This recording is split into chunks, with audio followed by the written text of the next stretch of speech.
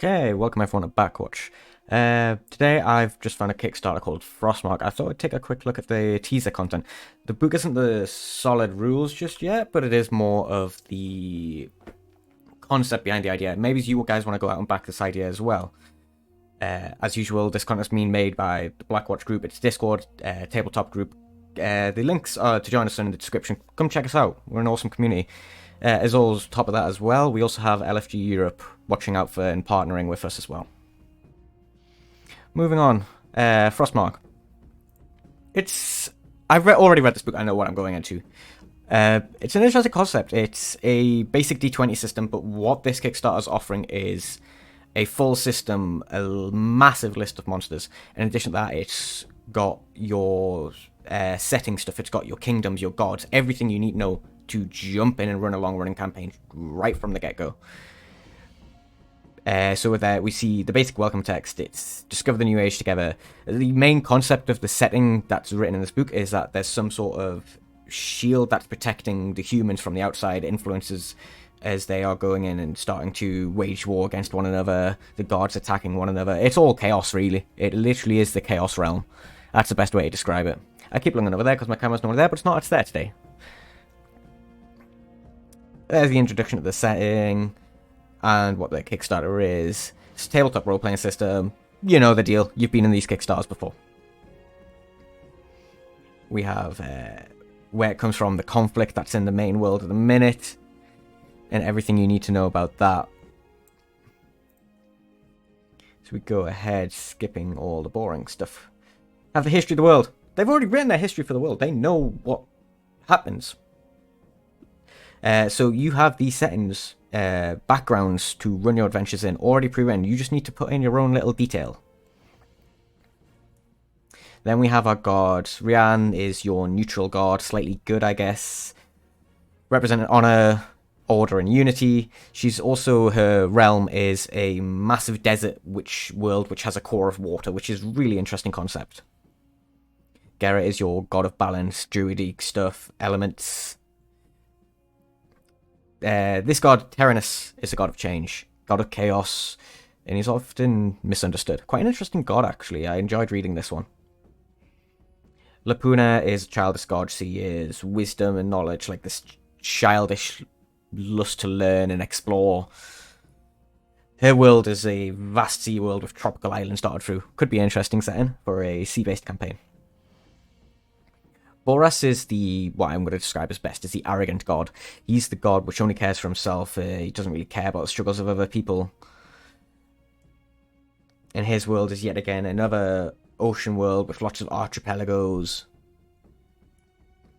Sulmus is the creative god. His world is a mirror of the main world.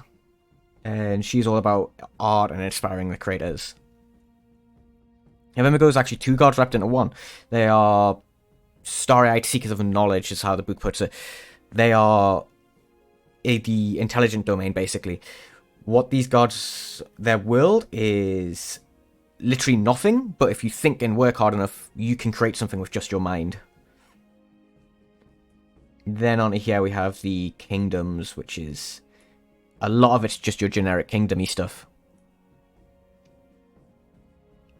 Let's scroll down. We also get a nice little map of the world, which is really useful for DMs. More information about the world. We have their churches, their remnants of the Six, which is their gods. And this is where I got really interested in it. This is where the big stuff comes in. It's characterization. This system has a really interesting way to do characters. Although the rules aren't in this book exactly how it's done, it does give you a solid concept to understand how the system works. Effectively, this system is, you chat with your DM, you talk about your character's backstory, their background. From that, you come to an agreement. What ability origins do you have? What sort of stuff do you already know? And then from there, you build your character. There's no races, no classes. It's what can your character already do, already know. And as you progress, as you level up, these things change. They change as you grow. And so even your hit dice is changed by what's happened in the past level. So say you start off as this creative, artistic muse, writing poems and books, traveling the world, finding stories. You start that way. You get your bard abilities, which all be charisma based, I'm assuming.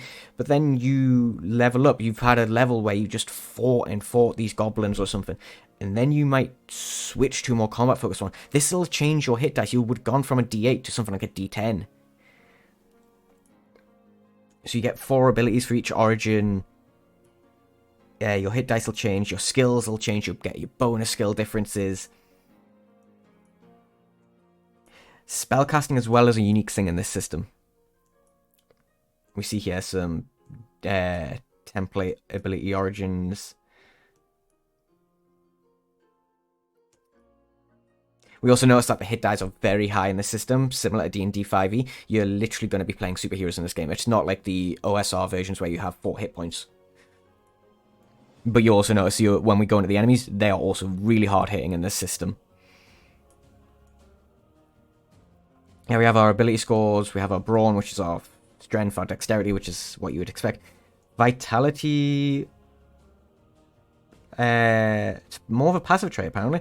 You've got your intelligence, your cunning, resolve, your presence, all your generic stuff that you're probably familiar with other systems. You also have 2 different charisma skills, manipulation, composure. It's very interesting they've gone that route, instead of keeping them as 2 separate things. Skills. There's lots of skills in this system. The character sheet's not in this video, but it is like you get your base skills and then you can add skills onto it. So once you have a rank 1 in a skill, you get half your proficiency bonus added onto your D20 roll. You go forward, you get your proficiency bonus added onto it at rank 2. Going forward, 1.5 added. To double your proficiency, 2.5 added. And there's 5 ranks for each skill, so it's not just a generic, boring, slow progression like you would see in 5e. Then on to some magic. Magic's a really peculiar system of this. Not everyone gets magic. You need to have a reason why you start with it or why you're going to develop it as you level up. Everyone has this sort of soul mark required. It's like a tattoo or something. I would homebrew it to be a scar or a really gnarly physical mark to really add like chaos and corruption into it. Whenever you cast a spell that's not a level 1 spell, you have to roll a check. Similar to how you do in Dungeon Crawl Classics. You have to roll to see if it goes off, what effects it does, how crazy it is, essentially. That's why I'm pulling from this anyway. I could be wrong. Also, you don't get spell slots. Instead, you have souls. Everything from this magic in this world comes from the soul. You have to basically find someone that's been dead less than 6 minutes and suck their soul up and use that as your casting focus. We have an example background here. So you see we have our origin, which is basically the backstory you're playing should submit to you. Your skill points and where you can put them down here. The equipment you start with. And some little background traits here. Here we see a opponent sheet. I can see that already. Look at the attacks on this. These guys are hard hitting. This guy can get 4 attacks in 1 turn. And it's all +7 with a massive damage. I know the CR's a bit high, but that is still massive. This is almost a boss level creature in my opinion. We have more foes that we have to deal with. Just scroll down. Lots of little interesting things here. So although this system is a independent system, I think it's got a lot of potential. It's got a lot of unique ideas. It does need polish. There are a few errors that I can see, but it's minor, like stuff that wouldn't really bother you if you can, like, it'll bother you as you read it, but then you're just like, oh, I know what their intention is. It is independent. It does need work, but it's a good idea. I love the idea, the basis of it. It's a lot more liberating as a GM to have a system like this than what you would say in 5e or something old school. I've already backed this. I want to follow it. Maybe you should follow it as well and see how far it goes. Get it after the Kickstarter. All the links to follow it, their Discord, where they're posting updates, their Kickstarter, is all down below. Feel free to check it out. It's an awesome idea. But yeah, thank you for checking this out. This wasn't really a review, more just a showcase of what the system is and what it could turn into. I hope you enjoyed it. And as usual, this video has been made by the Black Project community. We have some of our supporters which have stepped up a bit more than most people, more than they actually really needed to. With this, none of this would be possible without them, and I just have to play thanks to them.